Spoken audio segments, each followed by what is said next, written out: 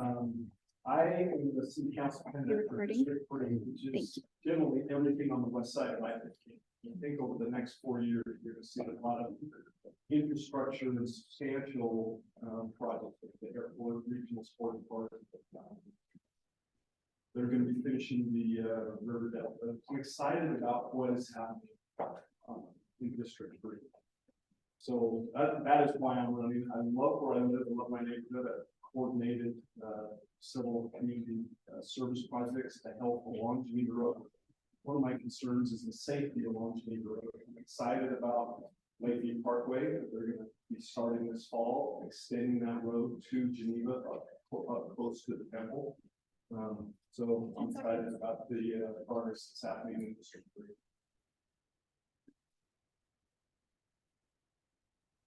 Hello, I'm Garrett. I'm also a candidate for the city bike scene. That's all right.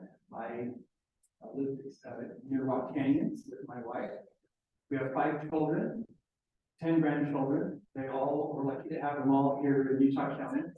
And we've really enjoyed being in Provo as well. We've lived here for over 40 years. Worked my entire career in downtown Provo with New Skin. And during that time, for the latter part of my career, I did serve a term with the city council, and then finished up some projects, served a volunteer mission with my wife to Canada, and got back last year, and then looking to re-engage and help continue to move forward. Perfect. All right, let me just explain kind of the forum that we'll have here. So each of the advocacy groups will be asking a few questions. We're going to rotate one each per group so that everyone can get a chance to answer a variety of questions while they have the time to be here. The candidates will then have 1 minute to answer the question, same amount of time you just had, and I'll just raise my hand when you have 10 seconds so that you can wrap up that answer. We will start with Jensen from the Renters Advocacy Network with the first question. Thank you, candidates, and thank you, ladies and gentlemen, for coming out tonight. What I'm going to do is a bit unorthodox. I'm going to be getting a series of three opinion questions, 7 of them to be exact, and I'm only looking for 1-word responses in the affirmative or negative for each of these questions. You'll have the opportunity to respond to these questions and later in detail later, okay? All right, so I'll hand this off to McKay, and we'll get the ball rolling. All right, and then we'll just everybody answer and then we'll move on to the next one. Agree or disagree? Provo needs more high density and mixed use construction. Agree. Okay, we just pass it on. Yes, it will be inevitable. Yes. I agree. I agree.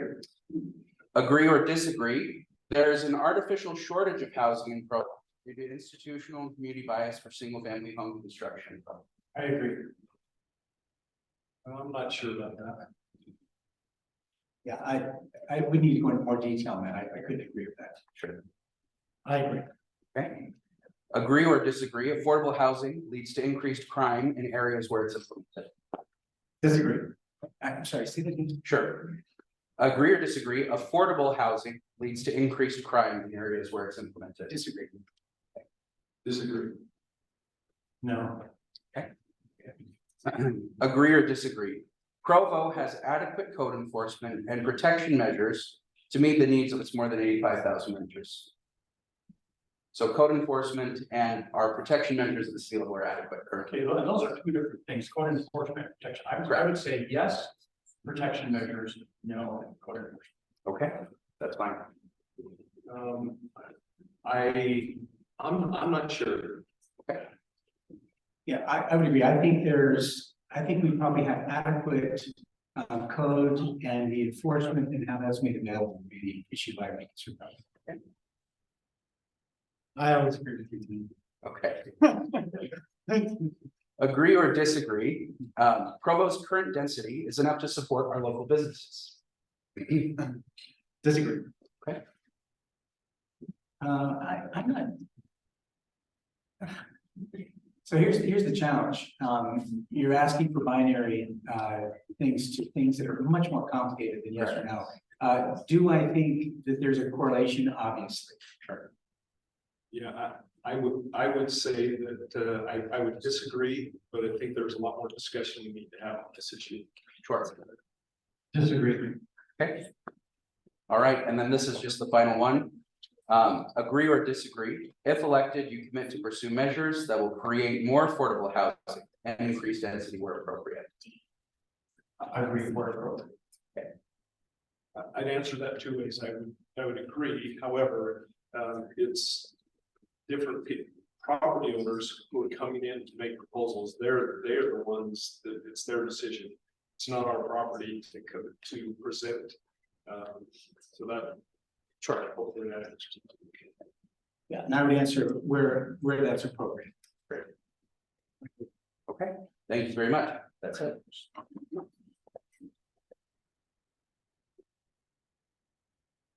Hi everyone, I'm Carolyn Jarvine from Conserve Utah Valley. We're obviously very interested in conserving land and water. So the questions I'll ask are focused on conservation of land and water and natural resources. Nice to meet everybody tonight. And thank you, Christine, for organizing. So my first question is not actually directly related to land and water, but it is related to how you make decisions. When you're weighing evidence on controversial issues, what is your process for identifying and using reliable information?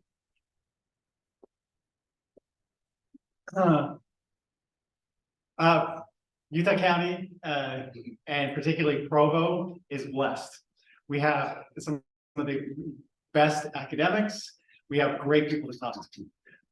We're lucky that great people run for office. We have a reasonably managed city to begin with. We have fantastic neighbors with fantastic depth. The best way to make decisions is be a good listener first. You've got to gather that information from those reliable sources. That comes from our academic community, that comes from our neighborhood community, it comes from the organizations that are so strong in our community that we can't leave them behind. That's why our city council should be empowered, because it is the representative body within our city government, and their job is to be representative. And that goes beyond our individual opinions. It's to be representative of the things we know and the neighborhood influence. Yeah, part of what I've learned in the last 4 years of being active and helping to maintain the quality of life, the beautiful spaces that we enjoy in this community is listening, but not just being sure you've got the right answer and finding 5 people who agree with you. Power isn't in sameness, the power is in complementariness. As we listen and are creative and imaginative, it opens us up to other possibilities. And so I think the key is to generously listen. And that's part of what I've seen play such a key role as we move forward.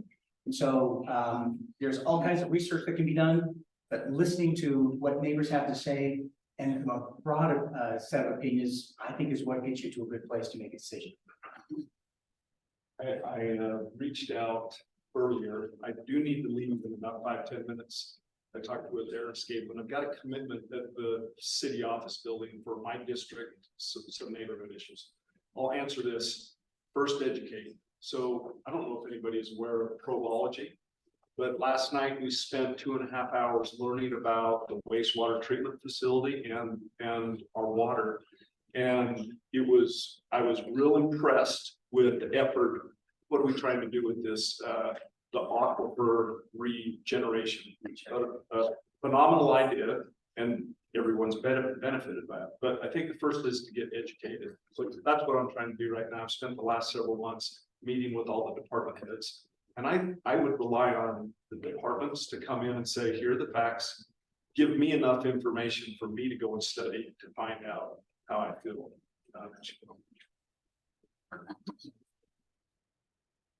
Key to any kind of research in advance of making a difficult decision is educating yourself and becoming familiar with the issue.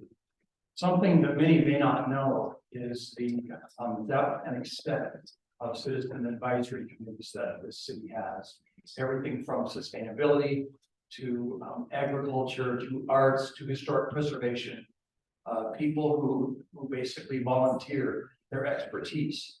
And I rely heavily on these groups to help us advance the city's causes and purposes. Thank you.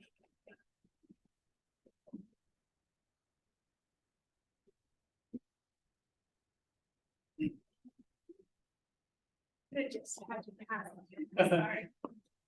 All right, I'm from BikeWalk Provo, so I'll be asking some questions focused around street design and culture. When we consider transportation, safety is a huge factor and a large motivator in the advocacy we do. In fact, motor vehicle crashes are one of the leading causes of death in children and adolescents. Can you describe one area in your council district or neighborhood where you have observed or experienced the transportation safety concern and how you would approach fixing it? And I'm gonna mix it up in my theory. Actually, Dave, let's let you start in case you need to go, and then we'll. Okay, thank you. So I live on the west side.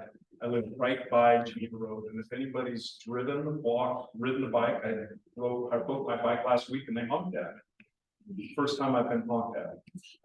I think Geneva Road is, so we need Lakeview Parkway finished. That will help alleviate some of the concern, but we need Geneva Road sidewalks finished. And I think the biggest issue on Geneva Road is safety. So I've been talking with Tyrell with UDOT, and I said, listen, I don't care what we do, but just do something every year. If it's 500 feet of sidewalk a year, in 10 years, we'll have something much better, much improved. So there are some real safety issues on Geneva Road, and I'm hopeful that changes. And thanks for letting me come tonight. I apologize. Yeah, thank you for making it work. Thank you, Dave.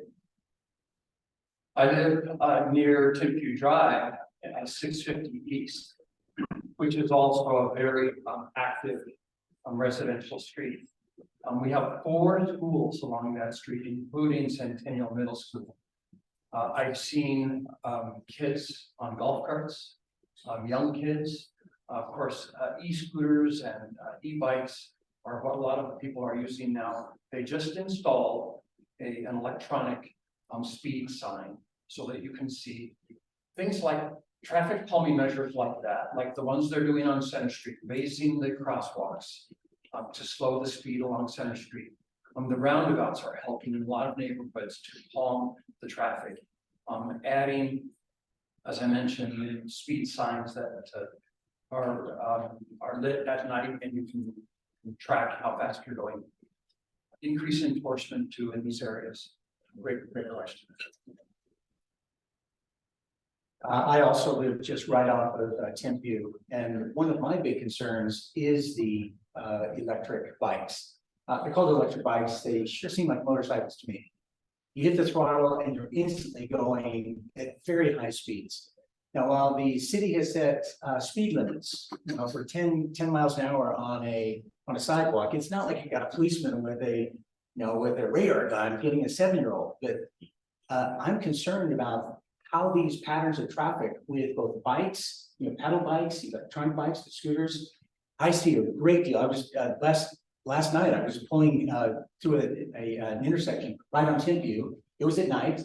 There were 2 girls on an electric motorcycle, but it was electric, so I guess it was a bike. No lights, and it just switched. If I hadn't seen her, it would have been disaster. I'm concerned about how we find a way to actually make this work, because right now I think we've got children who are in trouble.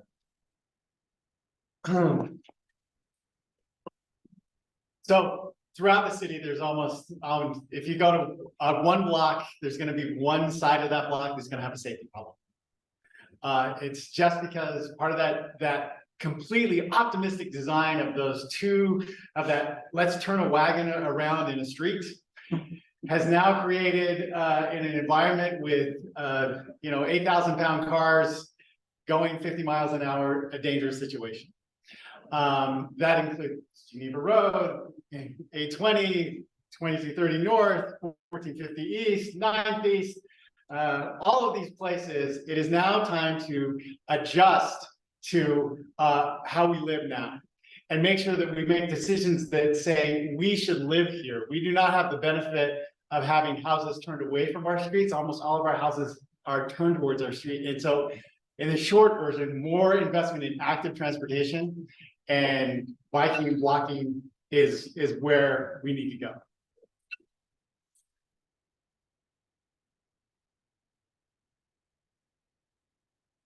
All right. I promised to give more detailed questions, so here's an opportunity to respond for you. All right. According to data collected by the Utah Housing and Urban Development, or Utah HUD, from July 2022 to July 2023, rents have increased in Provo by 11.3%. Since 2019, the average rent in Provo has increased more than 30%, significantly outpacing inflation and wage increases. Average rent for a 2-bedroom apartment in our city averages $1,831 per month. More than half of Provo residents, according to census data, are spending more than 50% of their income on housing. What, if anything, should the city be doing to address the cost of housing? And Craig, we'll start with you. I think one thing that the city can do is, first of all, provide some housing products for step-up housing. You know, all of the new buildings that are coming on, these large apartment buildings, they're all for rent, almost all of them. When you try to find something that's actually affordable, we could make these condominiums, we can encourage condominium growth, townhouses for purchase. Provo right now is about 60% apartment occupancy to about 40% owner occupancy. It's upside down. That doesn't lead to a healthy community. It doesn't lead to a healthy city. So I would like to see us, one of the things that city council can do is encourage much more condominium and townhouse building as a way of providing step-up housing. And along with that, Craig, I know, you know, is the zoning that can be done to support those projects. My son lives in Springville near a community, a street by an elementary school where homes, I'm starting at 450, I just went in. They're very small. It's a concrete slab. It's very square, almost like a condominium, but they have yards.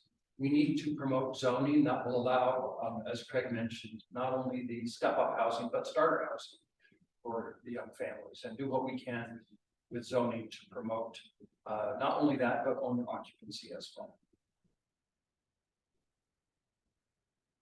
So the city's role in here is incentives. We should be incentivizing smaller lots.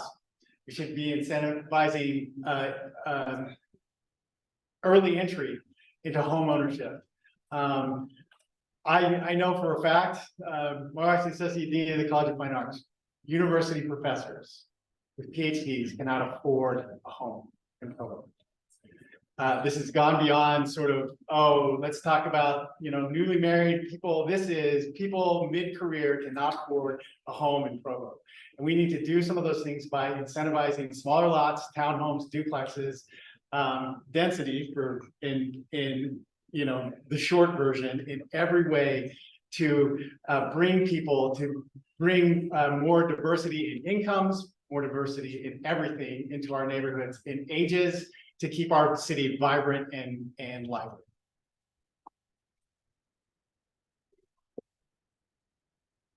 Good answers and an interesting topic. Okay, so we're going to shift back to conservation now. After more than 20 years in a mega drought, the watershed that supports northern Utah and Provo in particular is at serious risk. The usage of water coming from major sources like the Colorado River is far outpacing the water levels that return to the system in each water year. One of the most clear examples of the danger that we're in is a massive reduction of the water that's inside of the Great Salt Lake. And while that's not the lake in our community, it's part of the same watershed. Our outdoor water usage is the largest drain on the pun very intended on our water resources.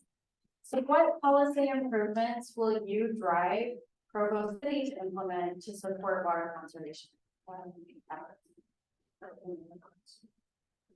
Again, within the city, that's going to be incentives for low water usage landscaping, incentives to convert that landscaping, incentives for almost everything in conservation.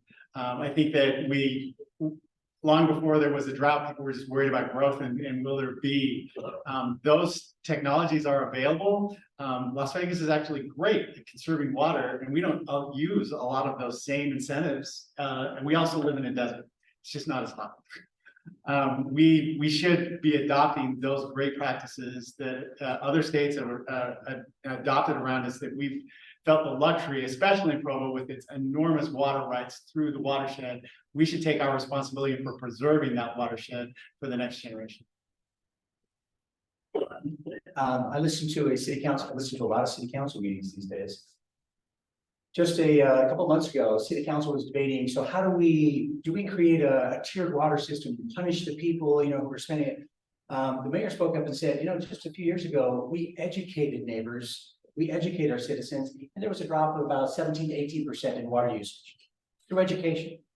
So I think incentives, I think education is the way to go. I don't like the idea of band-aids. I don't like the idea of the government, penalizing. I like the idea of government and the city council specifically encouraging people, providing opportunities through incentives.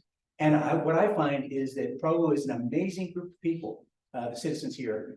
And when they understand the impact, it's kind of like to say, we don't have a problem, we're not part of the Great Salt Lake. It's like saying, well, the hole's not mine to the boat. Look, this is all the same watershed.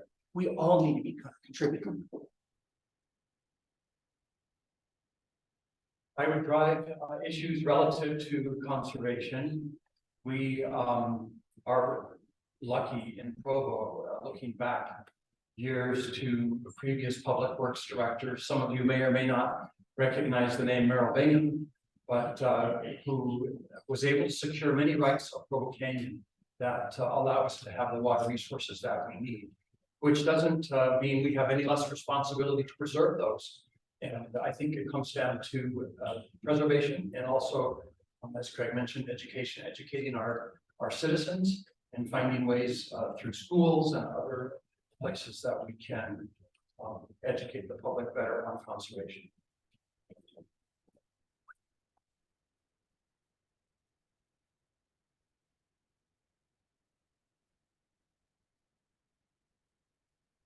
Access to the outdoors. Oh, well, that's yours. Sorry. Sneak peek. Okay, what would you do as a city councilor to improve the air quality in Provo?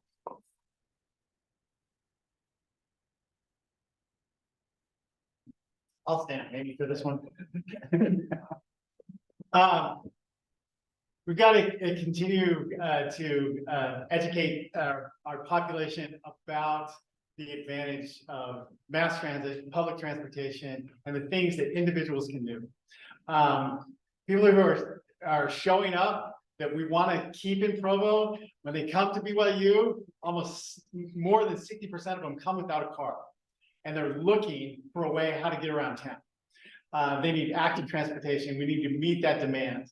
We need to explain that actually our bus rapid transit system is the most used public line in the state, and that those are incredibly valuable investments that we need to continue to make. And we're lucky that here we are in Provo, that we punch above our weight when it comes to state dollars and public transit, and we need to make use of those dollars and praise those dollars and encourage more for the people who are coming there expecting to find those resources. Again, I believe part of the challenge is you're changing behavior here. People are used to having cars, they're used to driving, the idea of taking the bus.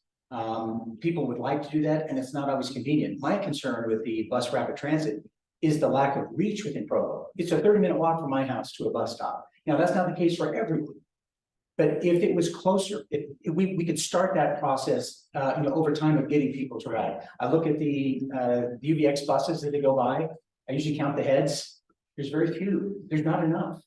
And my concern is that we don't have enough touch points for people to actually make good use of that, the resource. We have got to take cars off the road. That's one part of the equation. The other part of the equation is just how we think about, a sustainable community in the first place. And I think we can all be doing more. And again, leading by example is the best way to go. clearly one way to help with our emissions, rather with our air quality here, is through auto emissions. That's probably one of the ways that we can best impact the environment. I'll shout out again to the Sustainability Committee. Don Jarvis is one of my heroes. I smile every time I'm in a drive-through for a pharmacy or food, and I see an item-free sign that this committee is responsible for. Little things like that can help educate our public, change our behaviors, are ways that we can impact the environment through reduced auto emissions.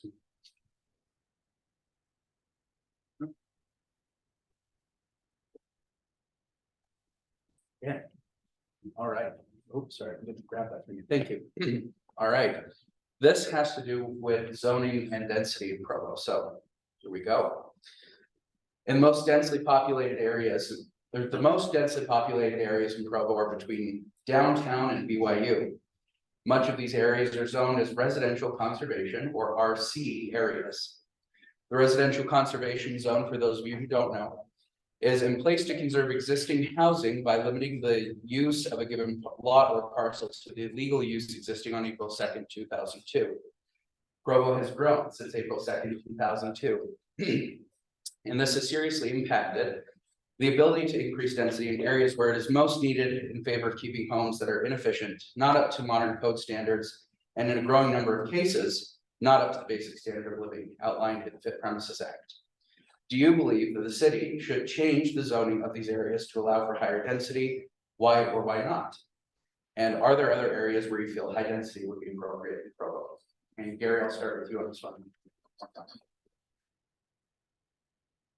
Thank you, Tanner. I think one thing that Provo needs is a simplified zoning process. We do have too many zones, and we need to look for ways that we can streamline the zoning process. The transit-oriented development zone is very important to Provo. I think these are the areas where we should target the higher density housing that we need in the city. The residential zones, I am in favor of allowing choice, neighborhoods to decide the density for if they're zoned that way, whether or not they would want to incorporate the accessory dwelling units, letting that neighborhood have a choice on how that plays out. I also like the idea, I love small government, I like even smaller neighborhoods, because smaller neighborhoods can have a greater say in what happens in their neighborhoods. And not all of the neighborhoods are the same in Provo. And I think where it makes sense, especially in transportation corridors around the university, in downtown, that's what I expect from a downtown is higher density. And we have this very convoluted zoning. We talk about challenging. You get your head around the zoning. It feels much more like whack-a-mole zoning than it does a well thought out vision of, okay, here are the areas that we could actually see greater density. That's why I struggled with your question, the yes or no, because I think we definitely need to rethink density in some of those areas, especially transportation around the university, downtown. I think that makes sense. Where I have a challenge is where it becomes capricious and the government decides for a neighborhood instead of letting the neighborhood have a say in it.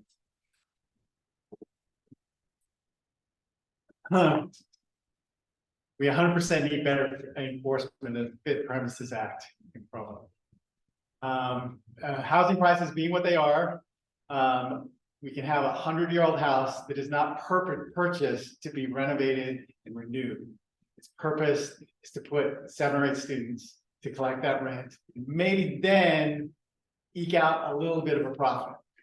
But there's not a lot of money left over in that equation for maintenance, to improvements. When something goes wrong, there's long delays and when a water heater goes out and people are suffering actually. We need to do something about that. And some of these infill areas, certainly we want to keep the character of our community. We want to keep Center Street. We want to keep Pioneer Homes where Pioneer Homes work, but we have to find a way to upgrade our housing stock, not just to make it affordable, but to make it quality for where people live.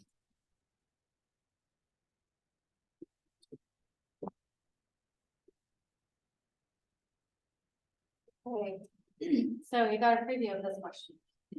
Access to the outdoors is one of the most commonly cited reasons for why people enjoy living in Provo and the broader Utah Valley community. This is a two-part question. So first, share with us your favorite open space in Provo. And then second, as we face the pressure of managing the preservation of and access to our open spaces with the increasing demands of real estate development to serve a growing population, what policy improvements would you support in order to protect our open spaces? Who wants to start? I'll start. You guys can start. Look, nothing beats South Fork. I don't know about you, but biking up the Provo River Trail up to South Fork, my grandparents have a cabin up there. It's like going home every time I go up there. So I love our connectivity to trails, the Bonneville Shoreline Trail. Not much of a runner on there, but I do wheeze my way up the Bonneville Shoreline Trail. It's remarkable. I'll tell you what the city could do is the city could get stronger about conservation easements and helping people understand what a conservation easement. Who knows what a conservation easement is? How many of you know how to put one into place? See, that's the challenge. You certainly do, but most people don't even have an idea. The city could make that information available. They can have an office, could actually help people put orchards, put farms, put the places that we love.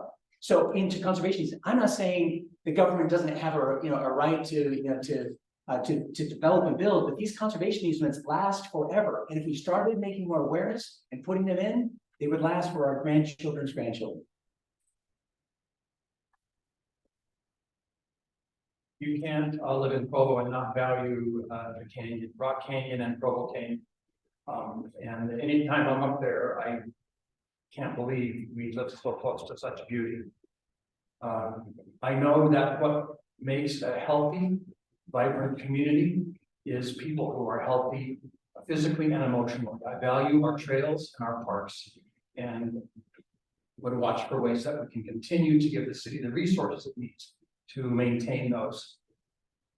I had the opportunity to help on a citizens task force to pass the bond for this recreation center. I recognize value for these kinds of amenities and outdoor spaces.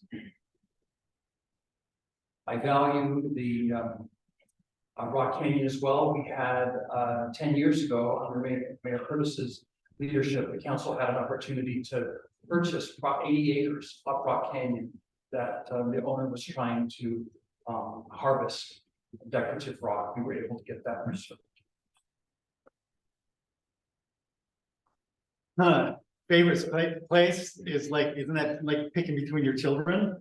I mean, how do you choose between Rock Canyon and Slate Canyon, the Provo River Trail, all these places? This is Provo, just from the guiding growth survey in Utah. And one thing I learned on the school board was that Provo is terrifically outstanding and average when it comes to Utah. How Utah feels is how Provo really feels. And Utah said 73% want more investment in trails. 72% want more access and more development in those type of things. That quality of life, that shared quality of life, is what our young people expect. If we are going to ask them to live on smaller lots in townhomes that they can afford, we have to provide the spaces for them to go. That is quality of life. It goes hand in hand.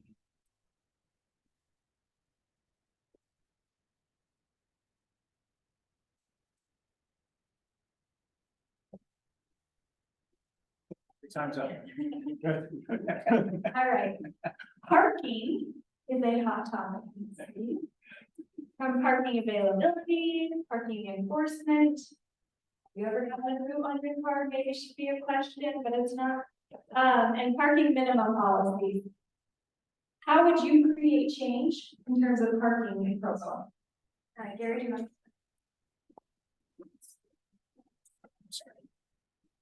Yes, I have had my car routed. I think each of my children has as well. I understand this is a very complex and difficult decision. One that the city undertook about 10 years ago and was able to implement some changes, including requiring that landlords post adequate notice in the lot where their lot begins and the other ends to understand the rules related to parking. And the idea was to put in the hands of the landlords, this duty to inform and enforce parking rather than those who are looking to profit off of that. Predatory towing is often referred to. Also, part of that was identifying visitor stalls in each of these lots, so that those coming to leave a prescription for their children or ecclesiastical leaders coming to visit, people at the complex would have a place to park and not worry about being towed. Well, first of all, there's a special place in purgatory for predatory enforcement. I too have been booted. This is like a confession. I'm Craig Christensen. I've been booted. I'll tell you, one of the big things that we can do is, again, take cars off the road, make it easier to bike. When we have easy access, you actually think about taking your bike. When you don't have easy access, it's like, do I want to risk my life? Or do I, and so it's just easy to put more cars on the road. So one of the other things that the city should do, or I would think they could continue to encourage, is the whole idea of making sure that we have adequate biking access. And I know that that's part of what this group is interested in terms of sponsoring this debate. The concern is, how do we do that in a way that's cost effective, so that it doesn't become, do we spend a lot of money or do we make it safe? We've got to be creative and find some ways in between.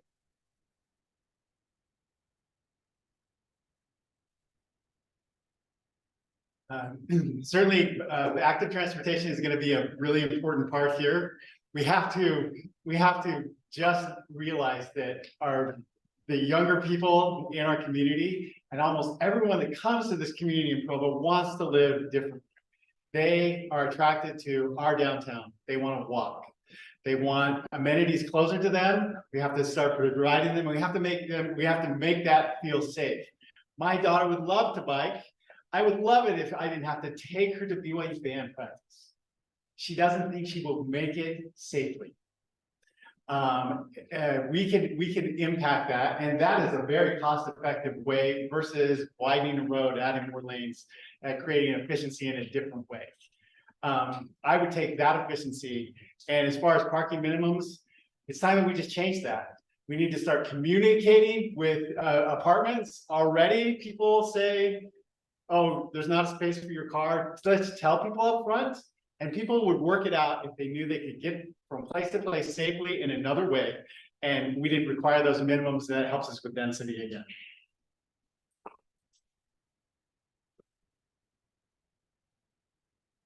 Thank you. This has been great. This next question actually comes from one of the people sitting in the audience that messaged me on social media, and I thought it was a great question, so we're going to ask it. One of the things that has been proposed recently in the state of Utah to help with density is by creating mixed AMI or mixed percent AMI neighborhoods, changing the diversity of just single family to blending it between townhomes, high density apartment buildings, and single family homes. Would you support mixed percent AMI housing in Provo and that diversity of housing neighborhoods across the city?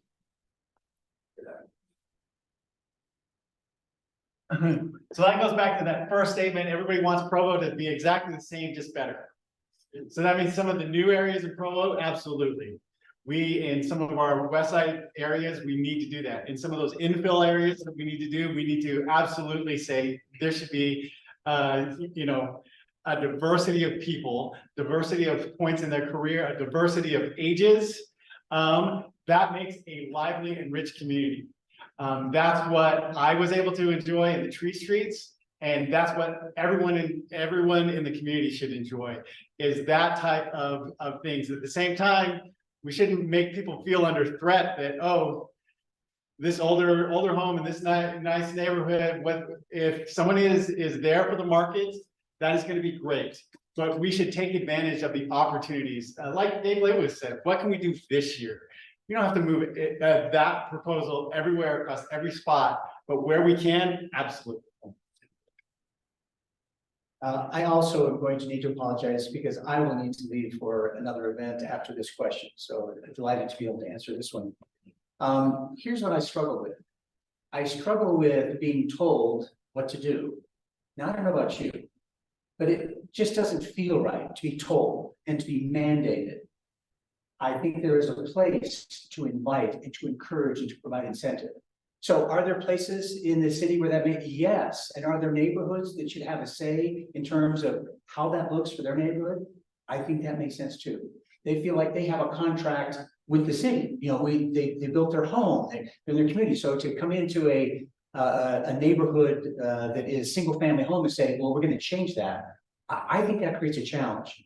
I think what happens when you provide incentive, when you provide education, and when it's incremental, then people are actually able to engage and they want to be a part of that, as opposed to the city telling people what to do.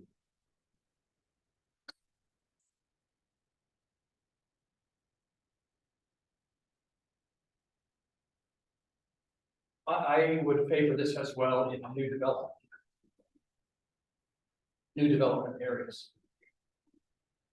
Some of the most successful projects I've seen in South County, in Daybreak, are those that incorporate this different style of living in areas so that you get different demographics living in your community. We need young families, we need newly married couples, couples with larger families. We need all of this to make a good and healthy, vibrant community. And so I would support this kind of development in new development areas.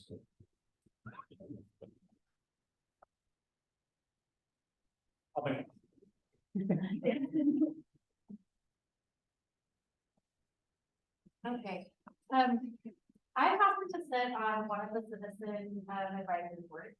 And so I'm gonna take a little bit of a twist, I guess my own opportunity, since I'm the one who volunteered to come out here tonight. I sit on the energy board for Provo City. So I have a question about energy. It's related to conservation, but it's a little bit self-serving because I care a lot about the energy board. Yes, you need to speak slower and louder. Thank you. I will speak loud. I will speak loud. Okay. I was just mentioning, I sit on the Provo Citizens Energy Board. And so I wanted to bring an energy question tonight. It's also related to conservation, but very much along the lines of things that we talk about on the energy board. So Provo Power, which is the largest member of the Utah Municipal Power Association, is a great resource to Provo residents in several ways. Our property tax is offset by power revenue, which is returned to the general fund, and it's also recognized as one of the best, most efficiently run municipal utilities in our state and our country. But there is a looming challenge to Provo Power. As we work to transition energy production from primarily fossil fuels to green and renewable energy, what is your perspective on how well positioned Provo Power is to make that transition?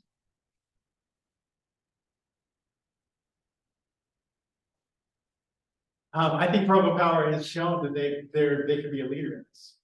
Whether that's contracting with the solar farms in Duval County, with a commitment to a percentage of renewable sources as they go forward. We have that advantage. That management and that, again, that desire of a community that is looking forward. We are more than a pioneer community. We are a community that has always gone, that has lived for the next generation. I think that spirit is here with us still, that we should live for that next generation and insist on that. It's not a price difference anymore.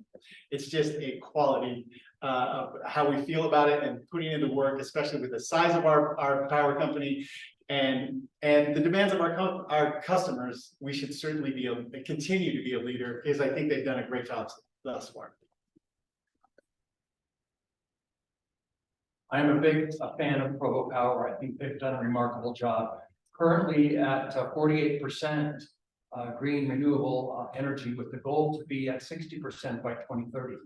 I would want to continue to give them the tools that they need to continue that rate of success.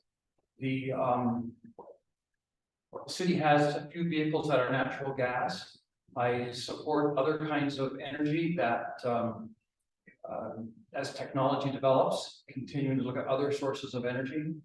And I know that Utah coal is one of the cleanest burning energies, but our job, I think, as a city is to make sure that citizens are able to turn their lights on, to heat their furnaces, And as a city council member, I would look for ways that we can be as efficient as possible.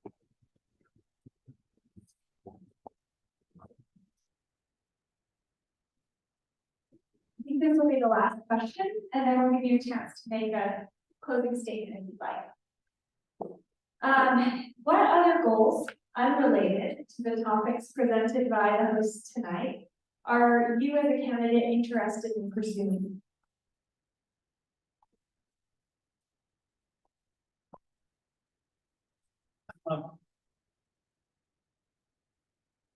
As a candidate, I think that one of the most important things that the Provo City Municipal Council can do is recognize what Provo means to Utah Valley overall. And in driving policy, Provo has always punched above its weight, always. And in doing that, there are so many Provo citizens that are very concerned about property taxes. That comes up for a city council or for the mayor, and the city collects one of the smallest percentage of property taxes. But in advocating that the market has outstripped the formulas for the current property tax system, I think that we could make a difference in that area. I think that we can make a difference, particularly for our seniors, and we need to do that. We need to give our rental people more voice, our student population more voice, and we need to be more forward thinking in everything. And I think that I could help in those areas. One topic that we haven't had a chance to talk much about tonight is that economic development. I love Provo, but if you want me to be more specific, I love Provo's downtown. There has been so much progress made over the last couple of decades. I worked my career downtown for 33 years, and so I grew to love this area. Participated with what's now the Downtown Provo Inc. was Downtown Provo Alliance, the Provo Oral Chamber of Commerce, and those organizations invested in building a strong downtown. As we would have researchers, consultants come in to talk about rejuvenating downtown, they would remind us that a city is as vibrant and strong and healthy as its downtown. I love what's happening downtown and want to see that economic development continue to grow, and also in the East Bay and Riverwoods areas. Go ahead and make your closing statement.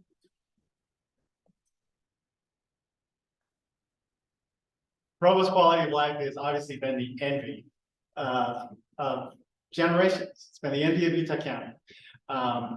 We provide something very unique in the quality of life that we have always had. I believe that that's at risk. We need to maintain that quality of life because it can't just be for those that were here. It's got to be for the next generation. It's got to be for my 22-year-old twin daughters. They want to live in Provo, and I want that quality of life that they don't have to drive an hour to come and see mom and dad. I needed to prepare Provo for that type of quality of life. I need to prepare Provo for a quality of life that is welcoming to the students and is not just hostile with poor rental stock, unsafe roads to get there. We have got to start making decisions about quality of life in every area. That goes to these particular groups in particular. They're all talking about quality of life, and that's why they have come to prominence in our community, because people know that's what's most important. I am an optimist. I think that Provo's best days are ahead. In spite of the growth and challenges that we face, we just need to have good management of that growth. But I do feel strongly that Provo's future is bright, and that with the continued focus on the quality of life, parks, recreation, things that make our community strong, I know that we can properly prepare our city for the next generation. I want to thank our hosts again tonight for allowing us to respond to these questions, and all of you for participating. And look forward to doing my part to continue to keep Provo strong.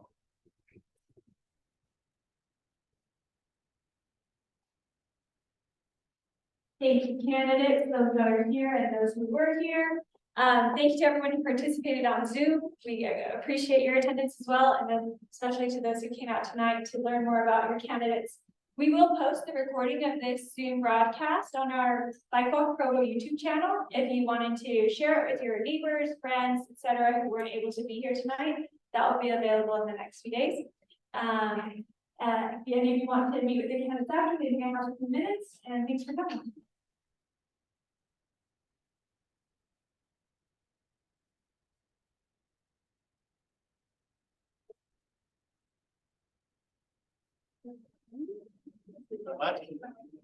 What was your name?